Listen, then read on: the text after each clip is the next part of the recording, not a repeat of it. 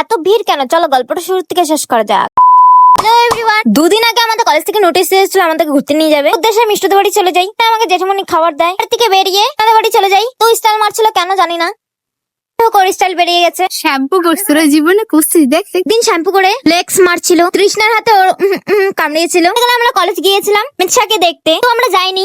Student বেশি হয়ে গেছিল, বাস কম হয়ে গেছিল, তাই আমাদেরকে নিয়ে যাওয়া হয়নি। আর আমরা কলেজে চলে আসি। এতটাই গরম লাগছিল, বারবার ঠান্ডা জল দিচ্ছিলাম। কাছে এসে আরাম করে শুয়ে আছে। বললো এখন চল টিফিনটা খেয়ে নি আমরা। আমিন আর পাস্তা এনেছিল, ফটফট করে সারিয়ে নিচ্ছিলাম। দিন দেখেছো খাওয়ার জন্য ঝগড়া লাগে, মারপিট লাগিয়ে দিয়েছিল। আমি জানেমানকে খাইয়ে দিচ্ছিলাম ভালোবেসে। আমাদের ব্লগটা হবে খাওয়া খাওয়া, কারণ এই ব্লগে সবাই দেখতে পাবা খাওয়া। এটা কথা সবাইকে বলি। তো আমাদের কলেজে স্টুডেন্ট কম হয়ে গেছে, কন্টেন্ট ক্রিয়েটর বেশি হয়ে গেছে। তাই দেখি ব্লগ বানাচ্ছে, তো আমিও বানাচ্ছি।